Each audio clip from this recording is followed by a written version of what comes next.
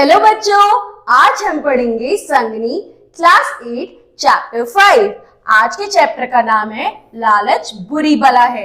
हम एक कहानी पढ़ेंगे। प्रस्तुत कहानी मनुष्य के लालची स्वभाव की ओर संकेत करते हुए यही बताती है कि उसे जितना मिलता है उससे उसका मन नहीं भरता और उसकी अधिक पाने की लालसा बनी रहती है। इस अधिक की चाह में एक दिन वह अपना सब कुछ गवा बैठता है। इस पाठ्य में हम क्या पढ़ेंगे? मनुष्य को जिंदगी में जो कुछ मिलता है वह उससे कभी सेटिस्फाई नहीं होता, उसको और ज्यादा चाहिए होता है। उसे कभी भी ऐसा नहीं लगता कि मेरे लिए पूरा है। उसके अंदर लालच होता है कि मुझे इससे ज्यादा मिलना चाहिए। बाबा अब्दुल्ला ने कहा कि मैं इसी बगदाद नगर में पैदा हुआ था। मेरे बाबा मर गए तो उनका धन उत्तराधिकारी में मैंने पाया। वह धन इतना था कि जिससे मैं जीवन भर आराम से रह सकता था, किंतु भोग विलास में मैं सारा धन शीघ्र ही उड़ा दिया। फिर मैंने जी तोड़ परिश्रम कर धन अर्जन किया और उससे 80 ऊंट खरीदे। मैं उन ऊंटों को किराए पर व्यापारियों को दिया करता था। उनके किराए से मुझे काफी लाभ हुआ। एक बार हिंदुस्तान जाने वाले व्यापारियों का माल ऊंटों पर लाद कर मैं बसरा ले गया। वहां माल को जहाजों पर चढ़ाकर और अपना किराया तथा अपने ऊंट लेकर बगदाद वापस जाने लगा। तो क्या हुआ, एक आदमी है जो कहता है कि मेरा जो परिवार है उनके पास काफी धन था और क्योंकि मैं उनका बेटा था तो उसका उत्तराधिकारी मैं हुआ। उन्होंने मेरे लिए इतना धन छोड़ा था कि मैं जीवन भर बैठकर उससे अपना जीवन व्यतीत कर सकता था, लेकिन मैंने मोह माया में सारे पैसे उड़ा दिए। फिर मैंने बहुत परिश्रम किया और बहुत पैसे कमाए। उससे मैंने 80 ऊंट खरीदे, जिसको मैंने किराए पे देके उससे भी पैसे कमाए। अब एक बार की बात है, ऊंटों पे लदकर पेड़ का सामान जा रहा था और वहां पे जब वो पहुंचे तो माल जब जहाजों में उतरा तो मैं भी अपना किराया लेकर और ऊंट लेकर वापस आने लगा। रास्ते में एक बड़ा सा हरा भरा मैदान देखकर मैंने ऊंटों के पांव बांधकर उन्हें चरने छोड़ दिया और खुद आराम करने लगा। इतने में बसरा से लगदाद को जाने वाला एक फकीर भी मेरे पास आ बैठा। मैंने भोजन निकाला और उसे भी साथ खाने को कहा। खाते खाते हम लोग बातें ही करते जाते थे। उसने कहा, तुम रात दिन बेकार मेहनत करते हो। यहाँ से कुछ दूर पर एक ऐसी जगह है जहाँ अपार द्रव्य भरा पड़ा है। तुम उन 80 ऊंटों को बहुमूल्य रत्नों और अशरफियों से लाद सकते हो और वह धन तुम्हारे जीवन भर के लिए काफी होगा। अब जब वह वहां पे बैठ जाता है, अपने ऊंटों को चरने के लिए छोड़ देता है, तो वह उसे एक आदमी मिलता है जिसके साथ वह अपना भोजन भी शेयर करता है। लेकिन वो उससे कहता है कि तुम बेकार ही मेहनत कर रहे हो, यहाँ थोड़ी आगे एक ऐसी चीज मिलेगी तुम्हें गुफा में कि वो तुम्हारे ऊंटों को भी अशरफियों से भर देगी और तुम्हें भी जीवन भर अच्छे से कमा कर देगी। मैंने ये सुनकर उसे गले लगाया और यह जानना चाहा कि वह इससे कोई स्वार्थ सिद्ध तो नहीं करना चाहता है।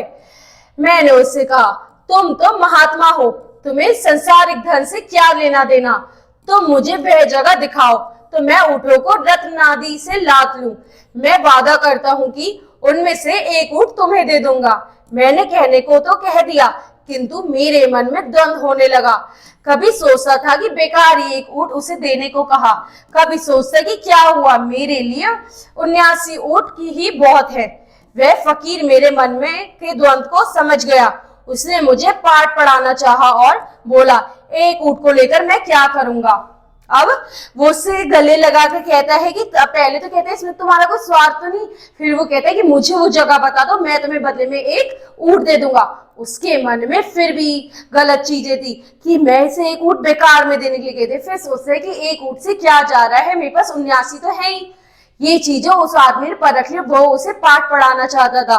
तो उससे कहता है कि एक ऊंट से मेरा क्या होगा, मैं तुम्हें इस शर्त पर वह जगह दिखाऊंगा कि तुम खजाने से लदे अपने ऊंटों में से आधे ऊंट मुझे दे दोगे। अब तुम्हारी मर्जी है, तुम खुद ही सोच लो। मैं 40 ऊंट क्या तुम्हारे लिए कम है?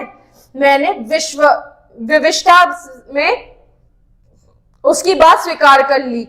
मैंने यह भी सोचा कि 40 ऊँटों पर लादा गया धन ही मेरी कई पीढ़ियों के लिए काफी होगा। हम दोनों एक अन्य दिशा में चले। एक पहाड़ में के तंग दर्रे से निकलकर कम लोग पहाड़ों के बीच एक गुफा स्थान में पहुंचे। वह जगह बिल्कुल सुनसान थी। फकीर ने कहा, ऊँटों को यहीं बिठा दो और मेरे साथ आओ। मैं ऊँटों को बिठाकर उसके साथ गया।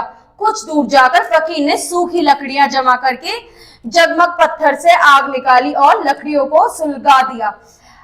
अब वो उसकी बात मान जाता, सोचे कि 40 ऊँट और उस पे जो मैं अभी हीरे जवाहरात लाऊंगा वो मेरी जिंदगी भर के लिए खूब कमाई होगी। तो वो मान जाता है और वो फिर आदमी उसे एक सुनसान जगह लेके जाता है। चलते चलते वहां पर वह ऊँटों को कहता है यहीं बिठा दो और अंदर जाकर लकड़ी इकट्ठी करके उसमें आग सुलगाता है। आग चलने पर उसने अपनी झोली में से एक सुगंध द्रव्य निकालकर आग में डाला। उसमें से धुआं का एक जबरदस्त बादल उठा और वह एक और चलने लगा। कुछ दूर जाकर वह बादल फट गया और उसमें एक बड़ा टीला दिखाई दिया। जहां हम थे वहां से टीले तक एक रास्ता भी बन गया। हम दोनों उसके पास पहुंचे तो टीले में एक द्वार दिखाई दिया। द्वार से आगे बढ़ने पर एक बड़ी गुफा मिली जिसमें जिनों का बनाया हुआ एक भव्य भवन दिखाई दिया। अब जैसी उसने आग जलाई, उसमें कुछ पाउडर वगैरह डाला, कुछ करा, जिससे धीरे धीरे करके रास्ता बनने लगा। अब वे धीरे धीरे करके उस गुफा की ओर बढ़े। वह भवन इतना भव्य था कि मनुष्य उसे बना ही नहीं सकते थे। हम लोग उसके अंदर गए तो देखा कि उसमें असीम द्रव्य भरा हुआ था। अशरफिया के एक ढेर को देखकर मैं उस पर ऐसे झपटा जैसे किसी शिकार पर शेर झपटता है। मैंने ऊँटों की खूंटी उसमें अशरफिया भरनी शुरू की। फकीर भी द्रव्य संग्रह करने लगा, किंतु वह केवल रत्नों को भर रहा था। उसने मुझे भी अशरफिया को छोड़कर केवल रत्न उठाने को कहा। मैं भी ऐसा करने लगा। हम लोगों ने सारी खुर्जियां बहुमूल्य रत्नों से भर ली। मैं बाहर जाने ही वाला था कि वह फकीर एक अन्य कमरे में गया और मैं भी उसके साथ चला गया। उसने भांति भांति स्वर्ण निर्मित वस्तुएं रखी थी। अब वह जब अंदर गया तो वो इतना सुंदर भव्य था कि कोई व्यक्ति उसे बना ही नहीं सकता। वहां पर खूब सारे अशरफिया सिक्के थे। धीरे धीरे करके वो भरने लगा और वह आदमी भरने लगा।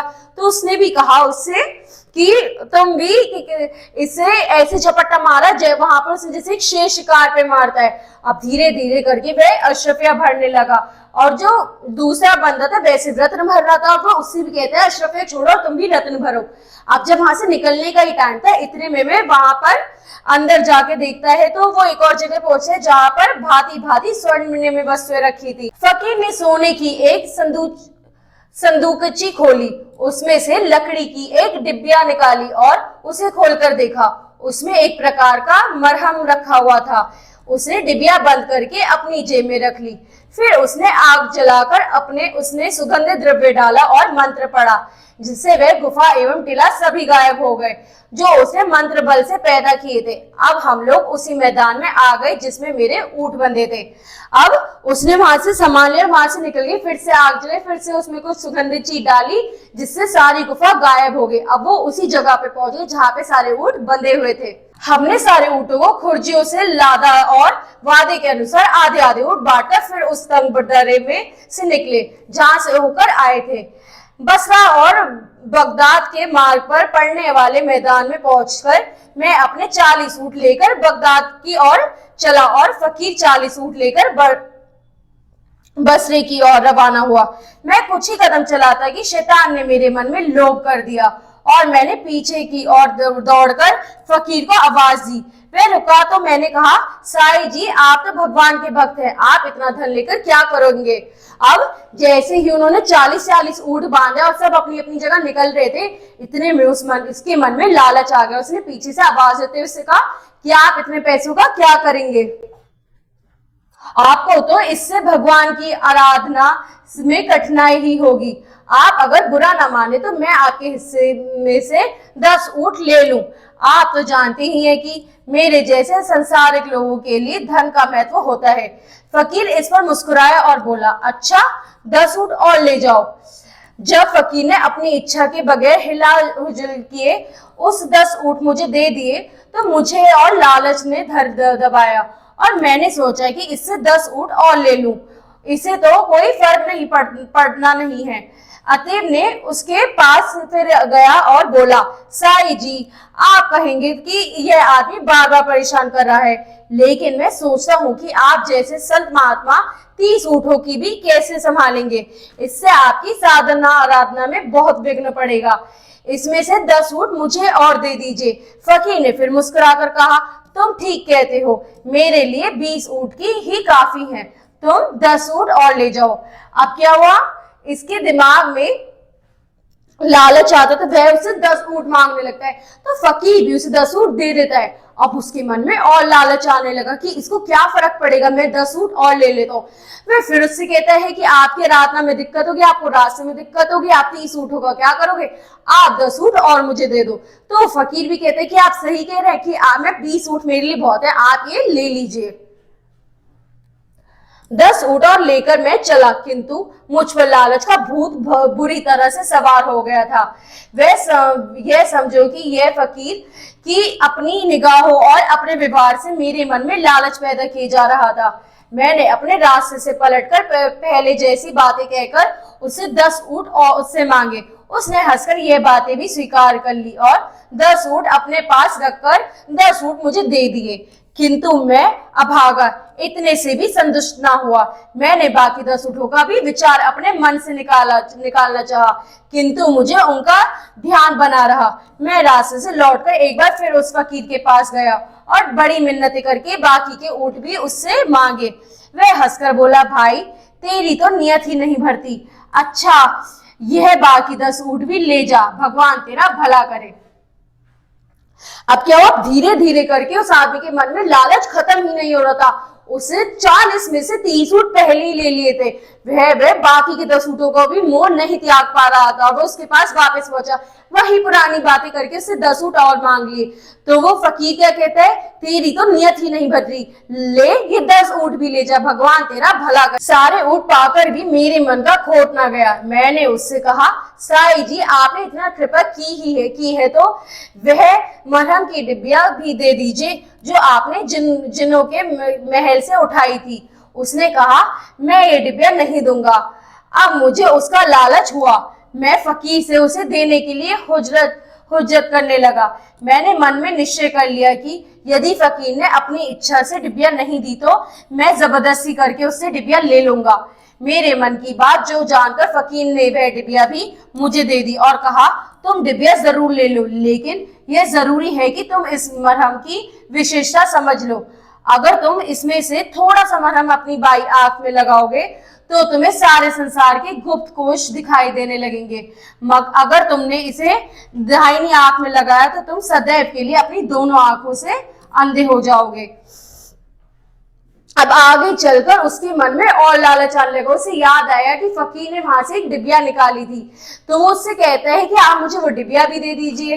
तो वो कहता है कि नहीं, मैं वो डिब्बिया तो मैं नहीं दूंगा। अब उसके मन में क्या है, अगर इसने मुझे नहीं दी तो मैं इससे जबरदस्ती ले लूंगा। और तो और ये बात जब उसे पता लगी तो उसने वो उसे डिब्बिया दे दी, लेकिन उसने कहा इसके फायदे समझो।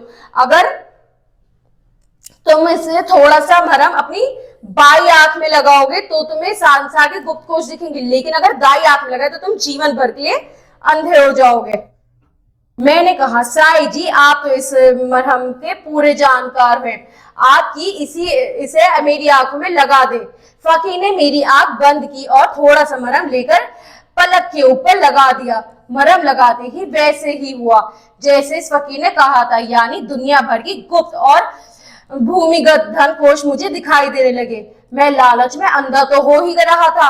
मैंने सोचा कि अभी और कोई खजाने होंगे जो नहीं दिखाई दे रहे। मैंने दाहिनी आंख बंद की और फकीर से कहा, इस पर भी मरहम लगा दो ताकि बाकी खजाने भी मुझे दिखे। फकीर ने कहा, ऐसी बात ना करो, अगर दाहिनी आंख में मरहम लगा तो तुम हमेशा के लिए अंधे हो जाओगे। अब वो कहता है कि तुम्हें तो इस मरहम के बारे में सारी जानकारी, तो तुम ही मेरी आंखों में लगा दो। वह उसकी आंख में लगा देता है तो उसे सारी चीजें दिखने लगती हैं। और वो उससे कहता है कि तुम मेरी इस आंख में भी लगा दो। फकीर उससे कहते हैं ऐसी बात मत करो, अगर तुमने इसमें लगाई तो तुम अंधे हो जाओगे। मेरी अक्ल पर पर्दा पड़ा हुआ था। मैंने सोचा कि यह फकीर मुझे धोखा दे रहा है। यह भी संभव है कि दाहिनी आंख में मरहम लग जाने से मुझे इस फकीर की शक्तियों के रहस्य मालूम हो जाए। वह फकीर बार बार कहता रहा कि मूर्खता की जिद छोड़ो और मरहम को दाई आंख में लगवाने की बात ना करो, किंतु मैं वही समझता रहा कि यह स्वार्थवश ही मेरी दाई आंख में मरहम नहीं लगा रहा। जब फकीर ने कितनी बार मना किया कि तुम ऐसा काम मत करो, तुम अंधे हो जाओगे, लेकिन उस स्वार्थी के दिमाग में क्या था, पक्का ये अपनी शक्तियां मुझे नहीं देना चाहता, इस वजह से मना कर रहा है। उसकी अकल में पत्थर ही पड़ गए थे मानो। उसने मुझसे कहा, भाई तू क्यों जिद कर रहा है? मैंने तेरा जितना लाभ कराया है, क्या उतनी ही हानि मेरे हाथ से उठाना चाहता है? मैं एक बार भलाई करके अब तेरे साथ बुराई क्यों करूं? किंतु मैंने कहा, जैसे आपने कभी तक मेरी हर जिद मानी। अब वो फकीर उससे कहते हैं कि भाई मैंने तेरे साथ इतना अच्छा किया, तू मेरे हाथों अपना साथ बुरा क्यों कराना चाहता है? जब मैंने सारी चीज तेरी मानी, तेरे साथ सब अच्छा किया, अब बुरा क्यों करा रहा है? जैसे आपने अभी तक मेरी सारी जिद मानी पूरी की, वैसे आखिरी जिद भी पूरी कर दीजिए। अगर इससे मेरी कोई हानि होगी तो उसकी जिम्मेदारी मुझ पर ही होगी, आप पर नहीं। तो कहते जैसे आपने अभी तक मेरी सारी बात मानी, आप ये भी मान लो, इससे मुझे जो भी हानि होगी उसकी सारी जिम्मेदारी मेरी होती है। फकीर ने कहा, अच्छा तू अपनी बर्बादी चाहता है तो वही सही। यह कहकर उसने मेरी दाहिनी आंख को पलक भर भी उस मरहम को लगा दिया। मरहम लगाती मैं बिल्कुल अंधा हो गया। मुझे अपार दुख हुआ, मुझे अपनी मूर्खता भी याद ना रही। मैंने फकीर को भला बुरा कहना शुरू किया और कहा, अब ये सारा धन मेरे किस काम का है? तो मुझे अच्छा कर दो और अपने हिस्से के 40 ऊंट लेकर चले जाओ। उसने कहा, अब कुछ नहीं हो सकता, मैंने तुम्हें पहले ही चेतावनी दी थी। अब वो अपने लालच में उससे लगवा तो लेता है जबरदस्ती, फिर वो अंधा भी हो जाता। अब वो उससे कहता है, वो उसे बहुत बुरा भला कहता है और कहता है तुम अपने 40 ऊंट ले जाओ, सब कुछ ले जाओ, बट मुझे पहला जैसा कर दो। मैं जब अंधा हूं तो मेरा ये सब किस काम का, ये धन वर? तो उससे कहता है कुछ नहीं हो सकता, बहुत देर हो गई, मैंने तुमसे पहले ही मना किया था। मैंने उससे बहुत अनुनय विनय की तो वह बोला, मैंने तो तुम्हारी भलाई की भरसक प्रयत्न किया था और तुम्हें हमेशा सत्य परामर्श ही दिया था, किंतु तुमने मेरी बातों को कपटपूर्ण समझा और गलत बातों के लिए जिद की। अब जो कुछ हो गया है वह मुझसे ठीक नहीं हो सकता, तुम्हारी दृष्टि कभी वापस नहीं लौटेगी। मैंने उसे गिड़गिड़ाते हुए कहा, साई जी मुझे अब कोई लालच नहीं रहा, आप शौक से सारी धन संपदा और मेरे सभी 80 ऊंट ले जाइए, सिर्फ मेरी आंखों की ज्योति वापस दिला दीजिए। तो कहता है कि अब कुछ नहीं हो सकता, मैंने तुम्हारा बहुत साथ दिया लेकिन तुमने मेरी कोई बात नहीं मानी। वो कहते हैं साई जी आप मेरे 80 की 80 ऊंट ले लीजिए, बस मेरी दृष्टि वापस दे दीजिए, अब मुझे कोई लालच नहीं है। उसने मेरी बात का कोई उत्तर नहीं दिया, बल्कि सारे ऊंट और उन पद लदी हुई संपत्ति लेकर वह बसरा की ओर चल दिया। ऊँटों की चलने की आवाज सुनकर मैं चिल्लाया, साई जी इतनी कृपा तो कीजिए कि इस जंगल में इस दिशा में ना छोड़िए, अपने साथ मुझे भी ले चलिए। रास्ते में कोई व्यापारी बगदाद जाता हुआ मिलेगा तो मैं उसके साथ हो लूंगा। किंतु उसने मेरी बात न सुनी और चला गया। अब मैं अंधेरे में इधर उधर भटकने लगा। मुझे मार्ग का भी कोई ज्ञान ना था कि पैदल ही चल लेता। अंत में थककर गिर गया और भूख प्यास से तड़पने लगा। अब वो जो फकीर था वो उसकी कोई बात नहीं सुनता और सारे ऊंट संपत्ति लेके वहां से निकलने लगता है। वो वहां से चिल्लाता है कि आप मेरे लिए इतना तो कर दीजिए कि मुझे यहाँ से किसी रास्ते पे छोड़ दीजिए, जो मेरी राह पे जा रहा होगा मैं उसके साथ चला जाऊंगा। लेकिन वैसी कोई बात नहीं सुनता, वहीं पे तरते भटकते वो भूख प्यास से वो वहां पे तड़पने लगता है। सौभाग्य से दूसरे ही दिन व्यापारियों का एक दल बसरा से बगदाद को जाते हुए उस मार्ग से निकला। वह लोग मेरी हालत पर तरस खाकर मुझे बगदाद ले आए। अब मेरे सामने इसके अलावा कोई रास्ता नहीं था कि मैं भीख मांगकर पेट पालूं। मुझे अपनी लालच और मूर्खता पर इतना खेद हुआ कि कसम खा ली कि किसी से भीख नहीं लूंगा। उसकी दर्द भरी कहानी सुनकर खलीफा ने कहा, तुम अपनी हालत के लिए खुद जिम्मेदार हो।